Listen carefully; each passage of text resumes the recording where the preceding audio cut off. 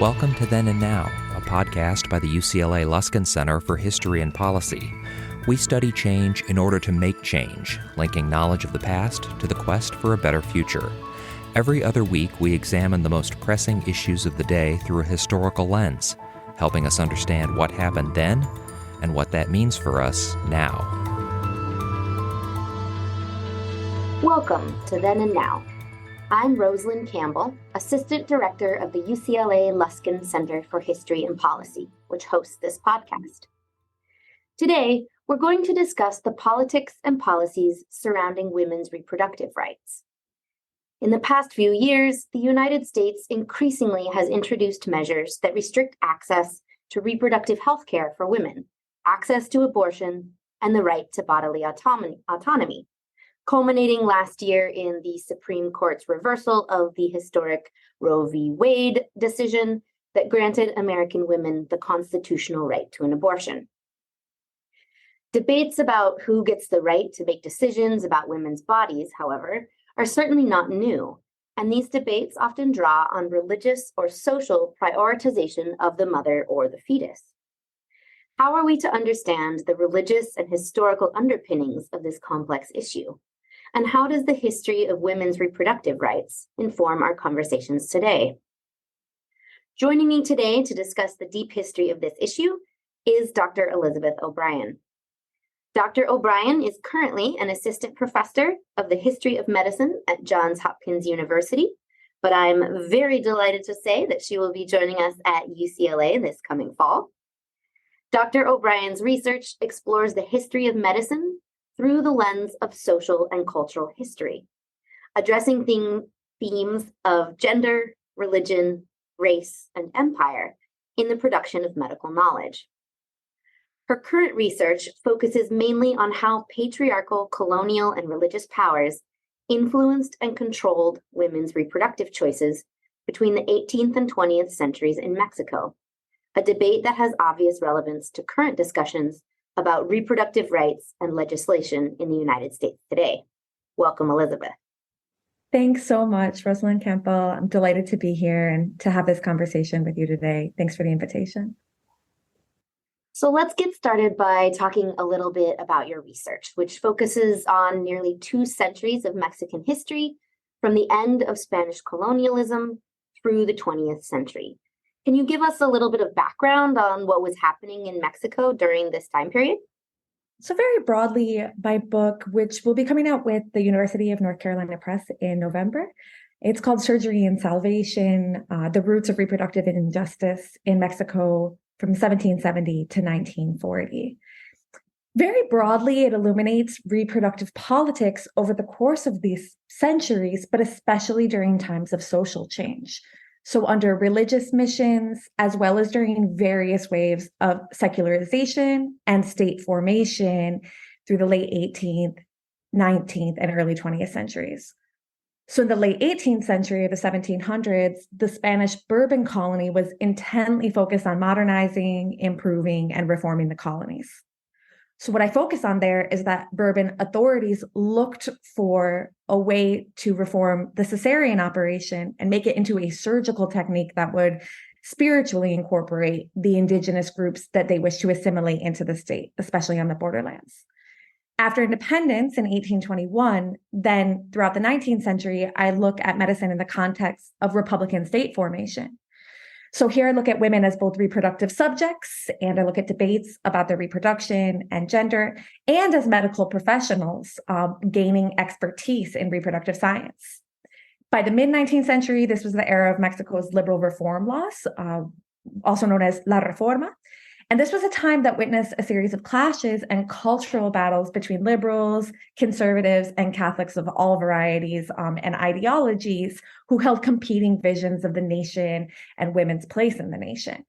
So this section of the book considers questions of gender and liberal notions about making useful citizens and what kind of reproductive health care was necessary to make women into useful citizens in the post-colonial project. Then by the end of the 19th century, what I'm really looking at is the rise of state-sponsored scientific medical projects, and with a special focus on scientific racism and how that affected women's healthcare options. especially in light of Porfirio Diaz's dictatorship by the end of the century, which went through 1911, which really increased inequality for all groups of Mexicans, including women, including those women who were coming to Mexico City. And who were increasingly coming to clinics and hospitals in order to access reproductive health care. They were working in lots of different financial sectors of the city, in factories and domestic labor, as wet nurses. So then finally, the last section of the book ends after Mexico's Great Social Revolution of 1910. And what I look at there is the intersection of salvational and surgical politics and the continued influence of religion, even as the global movement of eugenics and the push for eugenic sterilization is also affecting the kinds of reproductive health care that women get. I look at kind of the religious valences of this in Mexico and how doctors drew on centuries of religious debates and ideas about fetal life, maternal worth, and questions of pregnancy termination and survival in reproductive healthcare policies through the 20th century. So throughout the whole book, these political and social shifts of revolutions, reform, secularization, and transnational movements like comparative anthropometrics and like eugenics are really key, because what I show is that they affect women's healthcare at every turn in different ways, but at every step, there is this consistent debate over to what degree should masculine, male, scientific, and religious authorities have kind of final say over women's healthcare and pregnancy termination and pregnancy control options. So this is, it's a problem that, as long as we continue to bear children, we might always be immersed in these debates about who should have say over pregnancy, how it happens, who pursues it, how it ends, who can decide to end it or not. And these debates are good. We should be having them because they help us get to other issues of marginalization, oppression, inequality, and what does it mean to have happy and dignified lives, and who should be making those decisions for people who can bear children. I'm using the term women here, but it's important, to recognize, of course, that in the past as today, not everyone who bears children who can bear children identifies as a woman. Thank you so much. It's such an interesting and complex issue. I'd like to hear a little bit more because, you're covering a pretty broad time span, and it seems we have quite a lot of information based on what you were just talking about. So can you tell our listeners a little bit about how we know what we know from this time period? Where do our records and information come from? And are we really getting a balanced or full picture of life in society during these time periods, or are there gaps? Are there biases? Can you talk a little bit more about that? Well, in the 18th century, under colonial governance, our records about reproductive health and reproductive health care are really coming from the Inquisition, when Bourbon authorities decided that they wanted to exert heightened surveillance or control, especially over midwives, and make them respond more to state projects. And there were a whole range of kind of popular practices that colonial authorities really wanted to rationalize and modernize and scientize even. And so they made priests responsible for that. And the other important sources from the colonial period include theological writings by priests who sometimes were trained as doctors, who were really interested in engaging with really this actually millennia's old debate about embryology, so the in-womb formation of embryos and small products of conception. They wanted to know how their bodies formed. Before the 18th century, they had a really hard time getting their hands on small products of conception. So, when women had miscarriages, especially if they were early in pregnancy, they didn't tend to see those as like the loss of a child, because early terminations of pregnancy and what, historians refer to as menstrual regulation was so incredibly common in, the 18th and 19th centuries. Women would take all kinds of tonics and herbal tinctures and plants and teas in order to keep their menstruation regular. There were a lot of, plants and even animal kind of compounds that would help to prevent pregnancy. And so when women lost those very early pregnancies, they tended just to kind of chuck them aside. They didn't hand them over to priests. And so in the 18th century, this is what priests are trying to get them to do, really, so that they can examine the products of conception, because what they wanted to see was whether or not their bodies were like perfectly formed in the shape of humans already. Because if they could argue that their bodies were perfectly formed in the shape of humans, that they qualified to be endowed with or receive a rational soul early in pregnancy. And I'll talk about that a little bit more later. But so in the 18th century, priests are really interested in this, and they're writing a lot of theological tomes about that. And then in the 19th century and the 20th century, what I rely on are surgeons' records. And there's this wonderful book by my colleague, Nora Jaffrey. She wrote in 2017, Reproduction and Its Discontents in Mexico. And what she talks about is how childbirth and childbearing were seen as private events. And so ironically, even though it's this transhistorical that, everybody has some kind of experience in some way, whether they were born or, they gave birth, it leaves very little historical record. And that's one of the reasons why I focus on surgical interventions over the course of time, because what I noticed is that the groups of women that surgeons focused on, that they focused their writings on, intentionally or not, these were the groups of women who were forming some kind of obstacle for different governmental regimes.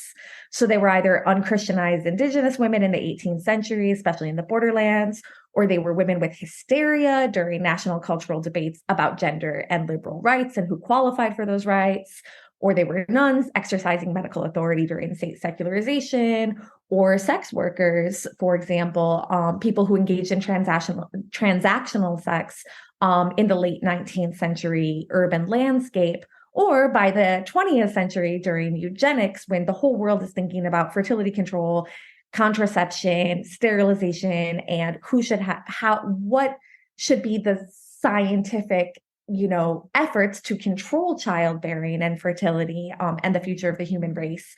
Women who then went to doctors in hospitals and asked them for access to contraception or asked them for a sterilization and asked them to help them, with fertility control. These were the women who became kind of problems by the 20th century within eugenics, which is, kind of ironic. But what doctors really focused on, they wanted to be the ones to control women's fertility. They didn't want women to make those decisions for themselves. So we don't get kind of a unbiased or unpoliticized picture at any point of just, women's, how they experience fertility control and how they experience childbearing and childbirth, because it's always so profoundly affected by politics. That's fascinating. So you had mentioned earlier this idea of making these women into useful citizens or useful subjects. So do you see these medical interventions as a way to transform these women then, with or without their consent, make them into useful citizens? That's such an interesting way to put it. Sometimes quite literally, yes, really, because, for example, with debates about hysteria in like the 1860s and 1870s, one of the things that surgeons and gynecologists really, really wanted to know was what kind of effect did the ovaries exert over women's overall health. So they knew that ovaries sometimes kind of, could pose problems, right? Because sometimes they would develop these enormous cysts that would then burst and kill the woman. And so some women, who had these either ovarian cysts or sometimes ovarian cancer, which of course we know is still, this pretty big medical problem, because it's really hard to find incipient ovarian cancer, before it grows. If you're not undergoing, kind of like regular screenings, it can be hard to miss. It can be kind of a silent killer. So, some women had cysts, women had tumors, but back in the 1860s or 1870s, doctors are really, really trying to figure out hormones. And, what are these secretions? What are these liquids? What are the sexual organs? How are they affecting people's minds and people's behavior? And so in this mid-century, they not only want to figure out why some women become hysterical and some women are not, behaving rationally, is it because of their sex? And they, were very, very interested in what would be the effect on women's behavior if, for example, they remove their ovaries. And then, yeah, there's lots of other examples, and so basically the 19th century is this time of scientific and medical inquiry. And so ideas about behavior, sexuality, and also evolution and morality are just deeply, deeply, deeply intertwined. And so women's bodies are seen as kind of like the sites of appropriate inquiry and intervention in order to, basically exert influence over women's kind of childbearing and also their reproductive organs in order to influence their behavior. That's great. Yeah. So I'd like to, we've been talking mostly about the sort of scientific and medical aspects of it, but of course your work also addressed the religious side of it, right? This idea of ensoulment and when the soul becomes formed within the fetus as well as in the woman, of course. So could you talk a little bit more about how attitudes towards the value of a woman's soul versus the fetus's soul, how those attitudes changed over time, and how attitudes about the value of one soul over the other affected women's reproductive rights and medical practices? Absolutely. Yeah, that's such an important question. And I guess where I would start would be an important antecedent to my study, the whole, first kind of section of it, which looks at religious cesarean operations, and I'll explain why. Is that in 1745, there was this priest and inquisitor named Francesco Cangemilla, and he was actually in Palermo, Sicily, but I'll explain how that's connected to Mexico. So basically in the 1730s and the 1740s, this priest Cangemilla began to seriously focus on challenging this long-standing notion, which came from Aristotle, which is that fetuses were not sentient or, endowed with any kind of like either animalistic or rational or human soul until after quickening, which quickening was understood to happen when the mother could feel movement in her womb. And so, that pre-modern definition of when a fetus is alive is very interesting because it's based on a woman's embodied experiences as the childbearing person. And, it's up to her to kind of decide when she can feel the quickening and the child move within her womb.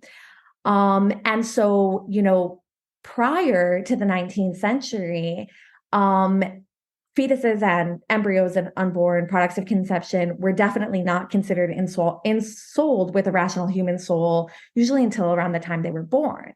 But for a long time, theologians had wanted to make the argument that the unborn were ensouled earlier.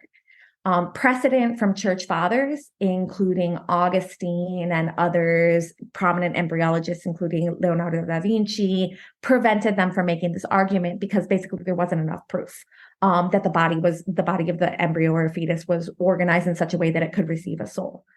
So in 1708, Pope Clement XI decided to add the Feast of the Immaculate Conception to the liturgical calendar, and he insisted that the feast occur 9 months before the birthday of Mary. So this is a very interesting theological decision.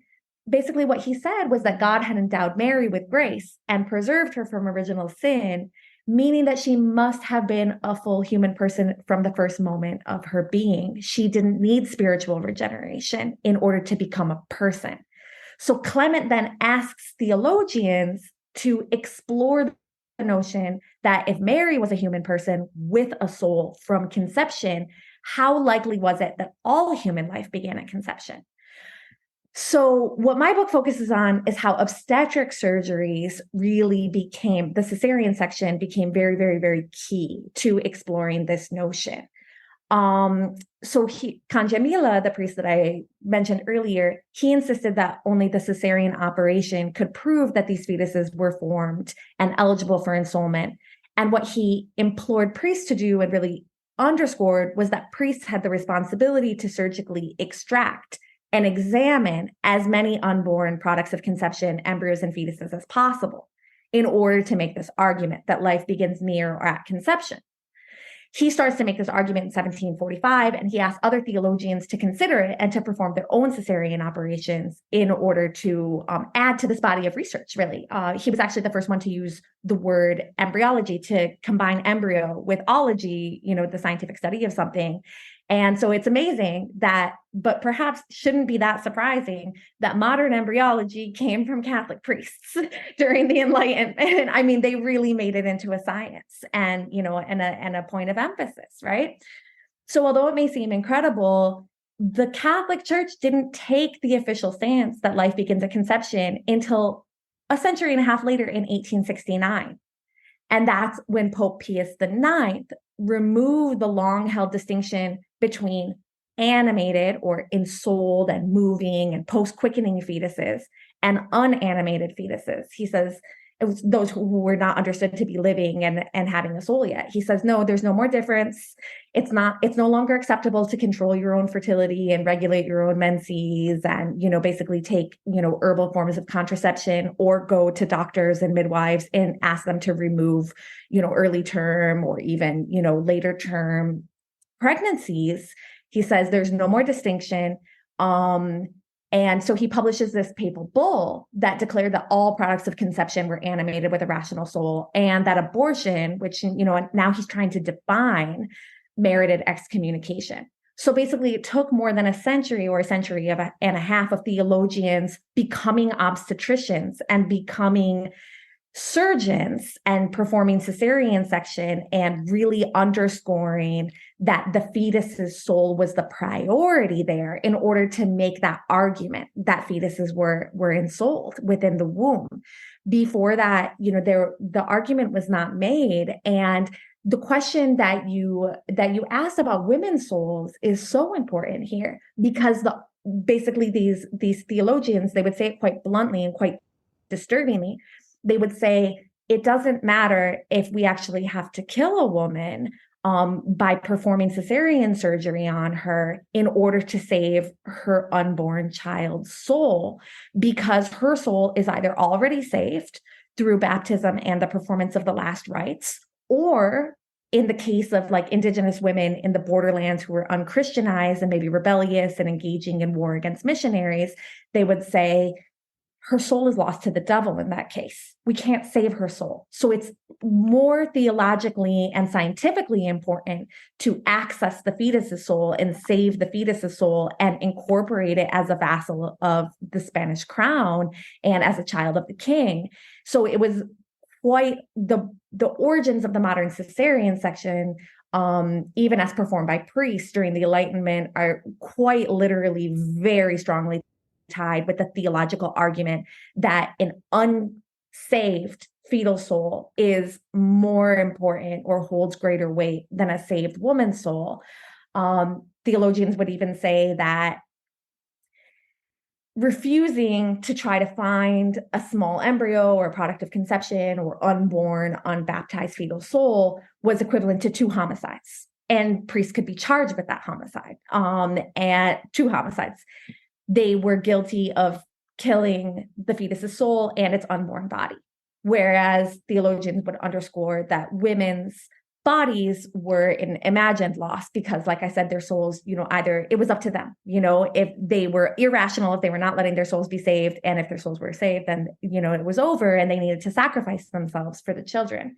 So a couple of things about cesarean operation in this era are kind of important to understand. There was no form of pain control yet. So obviously surgery, a cesarean operation is going through at least 7 layers, kind of, muscle and tissue and skin. It's very painful. It was, generally speaking, only performed on women who were probably not going to survive childbirth. And so, it's not necessarily that priests were going around, performing cesarean operations on women who were going to be able to give birth naturally. Naturally is a contested term, of course, but vaginally. And, so their babies were going to be born, for most women, their babies were going to be born alive and baptized after birth, and they would recover from vaginal birth.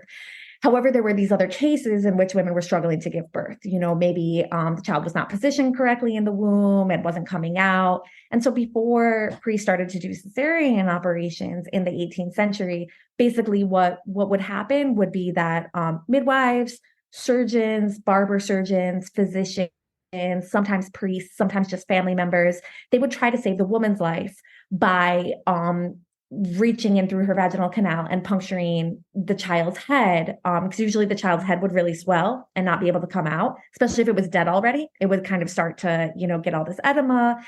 And so, they would basically have to go in intervaginally and dismember the child and remove it, which of course is very gruesome and it's very sad, and that's kind of the thing about childbirth is that, it is quite risky, quite contentious in many ways, when it comes down to the question of saving lives, right? And so it was during the 18th century when priests really started to say, let's not ever dismember the child, let's open the woman's womb via cesarean operation, even if it's going to kill her. And then Charles IV in 1804 also really starts to tell priests that they need to dig up women who had been dead already, no matter how long they had been dead for, and disinter them from their graves and open their wombs, and try to find very small products of conception in already dead women. So as we can see, there's this real blurriness, right? A real emphasis on saving the child's soul, and on finding embryos to put under microscopes and examine for to answer questions about how they're formed and what is personhood. I think this idea of who matters more and what is personhood is so interesting. And of course, moving into the present, we see a lot of legislation now in the United States, a lot of renewed debate about abortion, and when and if a woman has the right to decide to choose whether or not to have an abortion, for any reason, right? So again, this weighing of sort of the child, the product of conception versus the woman, and that is actually a central point of contention in this debate in the U.S. today, even if it's not overtly religious at all times. One of the most contentious points is that this life of the fetus or the soul of the fetus is considered to be of more value or more in need of saving, perhaps, than the mother's. And so I would love to hear your take on some of the parallels that you see between these debates in your research in Mexico and the debates occurring right now. I mean, you did already mention, for example, in the past, this idea of homicide by the priests, right? And that is, we have seen legislation that seeks to convict women of homicide if they have an abortion. So can you talk a little bit more about some of the parallels or lack thereof, some of the differences, right, that you see between then and now? Absolutely. As you mentioned, what I want to underscore first is that the question of kind of these 18th century Catholic views on fetal personhood can be said to be very central to the Supreme Court's 2022 ruling in Dobbs versus Jackson Women's Health Organization, because Justice Samuel Alito cited an 18th century case to argue that the right to abortion was not deeply rooted in the nation's traditions. And so, of course, this helped fuel like this nationwide conversation that we're in right now about the uses and misuses of history. And what, historians responded to this by saying, of course, the termination of pregnancy, it's deeply rooted in human history.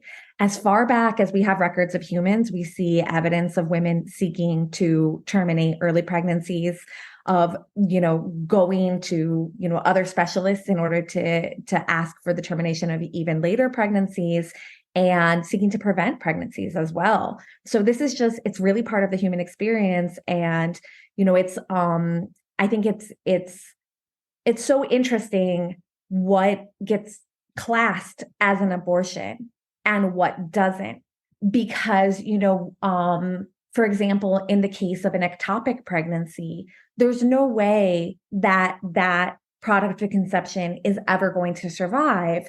And yet we see efforts, from politicians and authorities and spokespeople, trying to move that under the rubric of an abortion, and really taking away women's access to healthcare in these life-threatening emergencies. And that's what we see, we've seen in Latin America as well in recent decades, is that even when women experience miscarriages or near miscarriages, what happens sometimes is that when authorities, deem them to be kind of behavioral threats, or women who are in need of more surveillance and control over their reproduction, they have jailed women. For example, a woman in El Salvador was jailed for the suspicion of having tried to end her pregnancy through some kind of abortifacient, even though her child survived. So she was in jail for an abortion while she had the living child being raised by her family members. So what historians really emphasize is that what we see, in these moments of really heightened efforts to punish women for doing totally normal things to take care of their own reproductive health, like, having a surgery to remove an ectopic pregnancy so that they don't bleed and, to death and die, is that, it's these political currents of surveillance, punishment, control, and really these questions about, what should women's role in our societal fabric be, that lead to these moments of extreme politicization. So it's not, a coincidence that right now there's this big incel movement, claiming that a lot of people will claim that biologically speaking, women's place is, to fulfill reproductive roles, to stay home, to take care of children. There's this real resurgence right now of these ideas socially and culturally. And you can see them a lot, on social media. Yeah, I've seen, going back to the ectopic pregnancies, some stories of women in Texas, for example, who were told by their doctors, we can't save you. We don't want to be charged with having performed an abortion and risk losing our licenses. And so we can't save you from bleeding to death from your ectopic pregnancy until it's actually threatening your life. So go wait in your car in the parking lot until, your lips become blue, and then it'll be enough of an emergency in order to save you. And that's what's interesting, is that historically speaking, lots of physicians were involved in the termination of pregnancy for many different reasons. Usually when they were elite physicians under governmental regimes in which it was illegal to terminate pregnancy, they would not openly kind of admit to it. They would use coded language to refer to different pregnancy termination procedures. They wouldn't say, we're performing an abortion because, the woman didn't want to have babies anymore. They would say, well, medically speaking, and, in terms of quality of life and the child's, chances for survival and the woman's chances of future childbearing, we weighed out all these options and we decided we needed to terminate the pregnancy. So what's interesting is that over the course of kind of the history of modern medicine, authorities have, from what I've seen, even in Mexico, never hesitated to terminate pregnancies. However, what they wanted to make sure of was that it was kind of talked about in such a way that they were the ones making the decisions, not the women. And so that they could kind of take responsibility for it, but also, define the language around it, so that they wouldn't, so that they would be in charge of what their procedures were called, and whether or not, it was seen as a breach of the law. No, that's fascinating. And I have a question that is perhaps a little bit rhetorical, but I would love to hear your take on why we don't see more examples of policies, religious or political or otherwise, that affect the reproductive health of men, especially given your comments about how these policies that were enacted with regards to women were in particular used against women who were deemed lesser in some way, right? They were unchristian, they were indigenous, they were somehow viewed as less useful or less valuable. So why don't we see this used as a tool against men as well? That's such a great question, Rose. It really is. That was very, that's such a thought-provoking one. And it made me think of this book by Ornella Mascucci. It was published in either 1990 or 1991, and it's called The Science of Woman.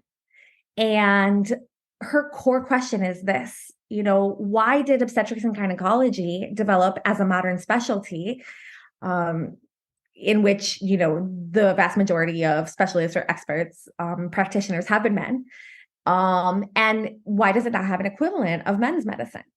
And yes, she has this really thought-provoking quote in which she says, quote, during the course of the 19th century, which is, of course, when, the specialty developed, the man-woman dichotomy developed relations with other oppositional pairs, notably the adult and the child, the normal and the pathological, civilization and savagery. Woman was classed with the child and the primitive, and both femininity and savagery were seen to be pathological states and an arrested stage of development of the human species. So categories of sex, race, and age came to define the standards of social worth. That's the end of her quote there. And so what a lot of historians focus on is that in the 19th century, with the rise of, all of this kind of, state medical and scientific projects, physical anthropology, understandings of evolution, just, enormous amounts of kind of medical and scientific, research and production and writing and new insights. This corresponded with the development, globally of liberalism, republicanism, and questions about equality and women's demands for suffrage and for access to these professions, including, the medical profession, for example.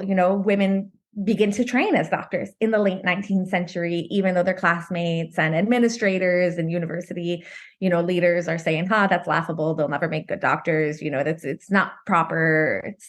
So basically, the idea, because of course, science is an incredibly social project. It can't ever be divorced from the people who are making the,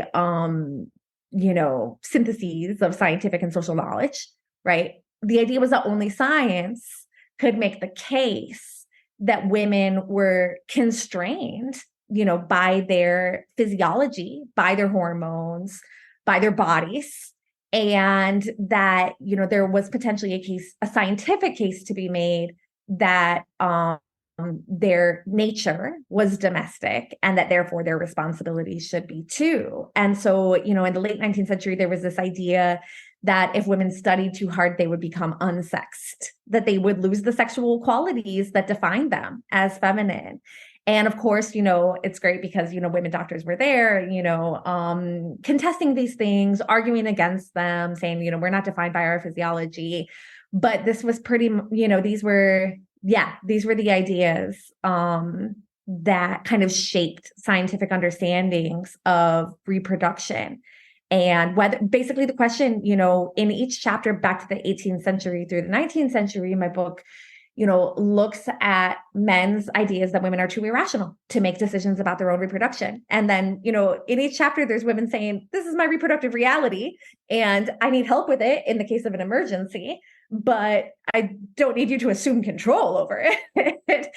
And male authorities saying, well, we can really, use this as an opportunity to make some kind of knowledge out of, your obstetric emergency, or make some kind of a claim, or stake some kind of a claim. So yes, highly, highly politicized the development of OBGYN as a specialty in the absence of a parallel for men. Thanks. It's a really interesting take. I'm definitely going to have to look up that book. So moving on, I'd like to get your ideas on, sort of from a policy standpoint, about the role of religious beliefs in reproductive policies, past and present. So you've obviously talked a little bit about the past and how, Catholic beliefs in ensoulment led to these policies affecting women's bodies. I'd love to get your take on the present, because I think that the religious aspect is something that you hear a lot from proponents of a lot of these laws and legislations, but they're not the religious beliefs are not always cited explicitly in the policies themselves, right? So I would love to get your take on that. Absolutely. There's so much to say here. And as with, the whole conversation, I should put the caveat that, I feel like I'm barely scratching the surface and not saying everything. For example, Leslie Reagan's book, When Abortion Was a Crime, is, very highly recommended. And then also I have a lot of colleagues working on this, topic in the US and other countries. Cassia Roth looks, she's a graduate actually of UCLA's Department of History. And she looks at the criminalization of women's reproductive health, strategies and options in Brazil. And she knows a lot about contemporary abortion debates, as does Lina Maria Murillo, who's a professor of gender studies at the University of Iowa. And of course, there's all kinds of great historians working on the Comstock Act and its, reverberations and repercussions now. So one of the things, that historians of, reproductive rights, especially in the United States, often point out is that before Roe v. Wade, it was commonly understood that women with with kind of the social capital to access abortion would have abortions, and everybody knew that.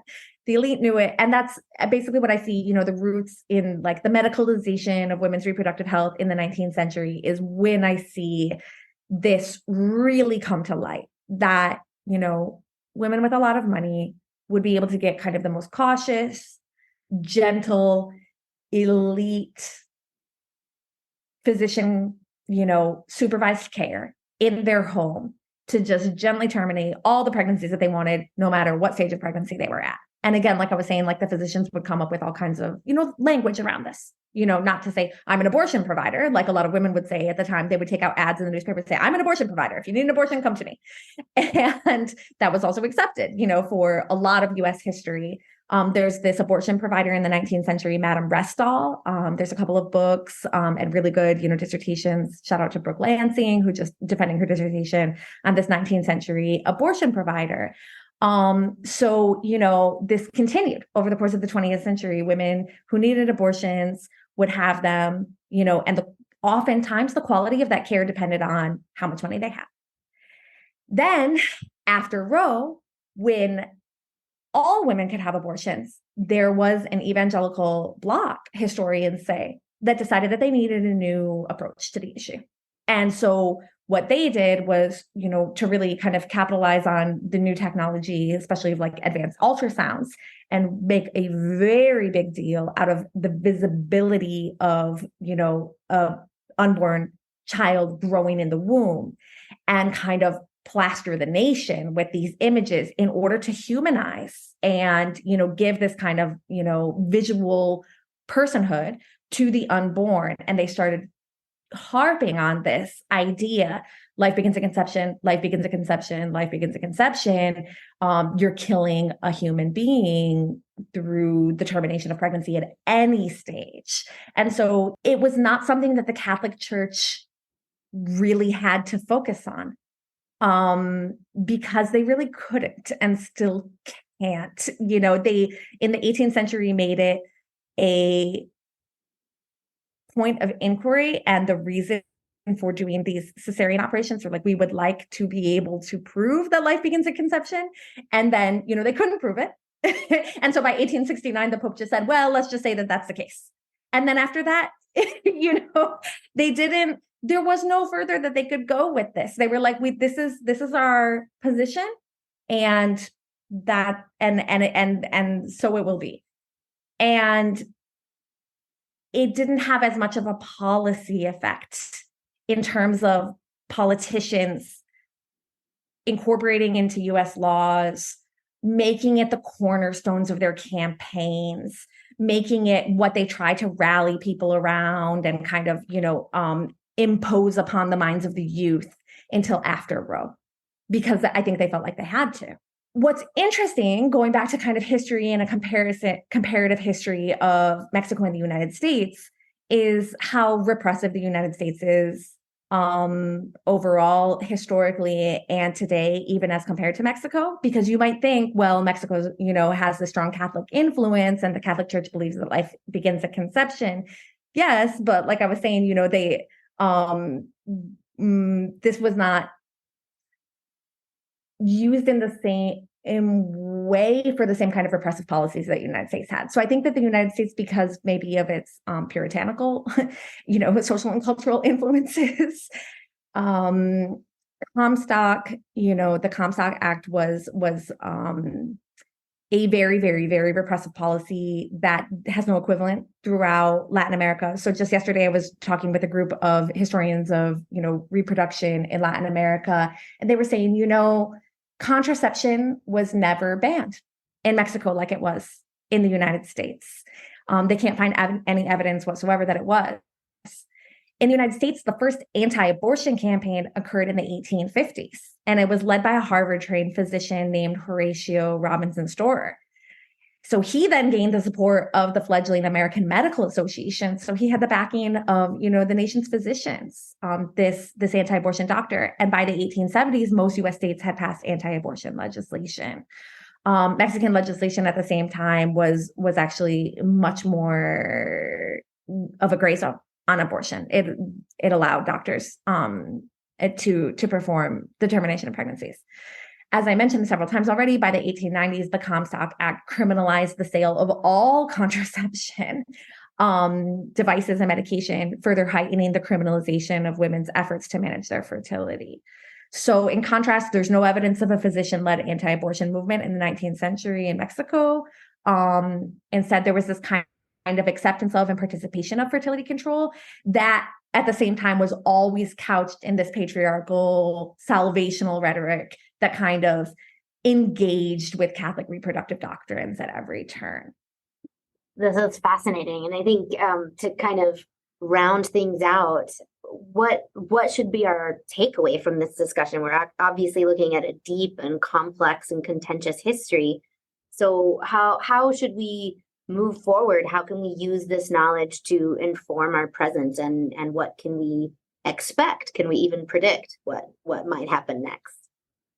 Oh, that's a great question. It's so hard to predict where this debate is going to go. We're in this amazingly surprising in some ways and unsurprising in others historical moment in which much of Latin America is now more progressive on feminist approaches to reproductive rights and the termination of pregnancies than the United States. The United States really does seem to be focusing more and more on the criminalization of women engaging in premarital sex, and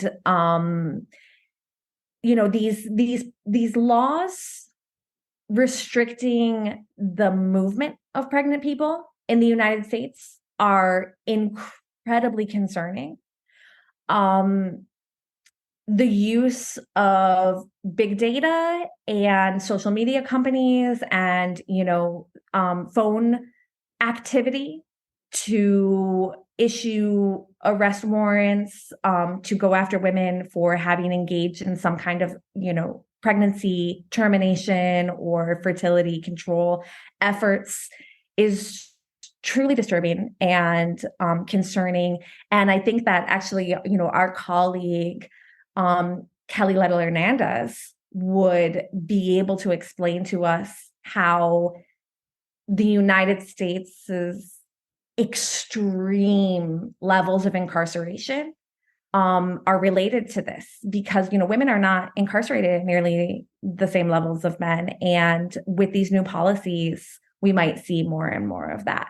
And like I said, there is a precedent for that in Latin America, because while some Latin American nations have taken extreme, measures and successful measures to protect women's access to fertility control and to abortion. For example, in 2021 in Mexico, the Supreme Court ruled that it is unconstitutional to punish abortion as a crime. And they started letting some women out of jail for having terminated their pregnancies. Other Latin American nations in Central America, Honduras, El Salvador, have not taken these similar steps. And in fact, they're going kind of the opposite direction, which we also see, in some Eastern European countries. So it's a highly contentious issue. And I guess just, as a historian, historians of pregnancy and reproduction would say, and I think I've said this in several different ways already, that pregnancy, childbirth, and any approach to either controlling it or terminating it are always going to be very variable, situated in individual circumstances, hard to define. It's hard to sometimes put a label on the loss of a pregnancy. Is it a miscarriage? Was it even a pregnancy at all? These things are never straightforward. Tons of people have medical emergencies during pregnancy, and pregnancy termination happens all the time for all different reasons. And it often needs to, and it's, lots of, feminist historians and advocates say that it really should always be up to the pregnant person to make these decisions. Sometimes she can't make the decision for herself, by herself, free of constraints. There's always constraints and influences and conversations and debates. But to the greatest degree possible, that is, the pregnant person's body, and they should have a wide availability of options. So like I said, surveillance is getting worse in a lot of ways. And at the same time, we see that historically and still today, elites are always, people with the means and the social capital and the ability to travel are, always able to get around these kinds of surveillance and criminalization. So, in terms of the future, reproductive justice activists have been presenting us with a platform since at least the 1990s, with historical roots that are even deeper in the 1960s and 1970s, especially women of color liberation movements, international ones. And, they present such an compelling and really needed vision for the future of these issues, right? And they say that obviously, reproductive injustice cannot be separated from environmental injustice. It can't be separated from incarceration injustice, from educational injustice, from the violence that people are exposed to throughout their daily lives. So basically, the reproductive justice framework is a rights-based framework that asserts the importance of childbearing people's self-determination, including their right to bear children, to terminate unwanted pregnancies, and to raise families in safe and dignified environments. So Latin American activists have really emphasized that forced childbearing or lack of access to safe, dignified, free abortion, they say that is gender violence. That is a form of gender violence, and it needs to be seen as such. And the state, because, we live under states and we're, accountable to states and states should be accountable to us. They say states have a responsibility to confront all kinds of gender violence, because otherwise, it deprives a large portion of the population from being able to enjoy and enact the rights that they should be entitled to under, the modern liberal state framework, So they say that forced pregnancy and forced childbearing is just part of a continuum of violence facing women. And this continuum includes adolescent pregnancy, because adolescents should not be getting pregnant. They should be protected from that. They're vulnerable. They're a vulnerable category of people, and they should be protected from sexual violence and from pregnancy. And sexual violence, obstetric violence, maternal mortality, the lack of quality healthcare for women is part of this form of gender violence, as is a lack of social support for mothers who have children. They need access to childcare, and they say that's on the state. We function within state-based societies, and so the state should provide these things. And so I'm really inspired, by these messages. Pregnancy termination and abortion doesn't have to be just a one-on-one relationship between a woman and a doctor. it should be something that our society is broadly concerned with, protecting, people's dignity in this process, because it's hard to remain strong in the face of a society that demonizes people just for childbearing.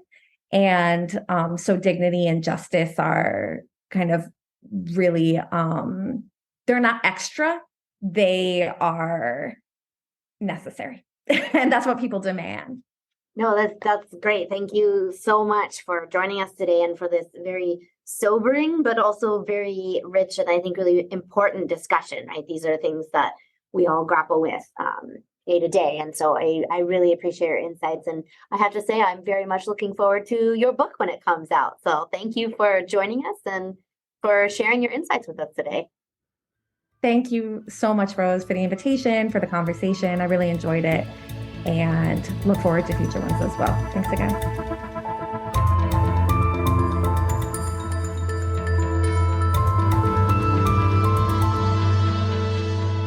Thank you for listening to Then and Now, a podcast by the UCLA Luskin Center for History and Policy. You can learn more about our work or share your thoughts with us at our website, luskincenter.history.ucla.edu. Our show is produced by David Myers and Rosalind Campbell, with original music by Daniel Reichman. Special thanks to the UCLA History Department for its support, and thanks to you for listening.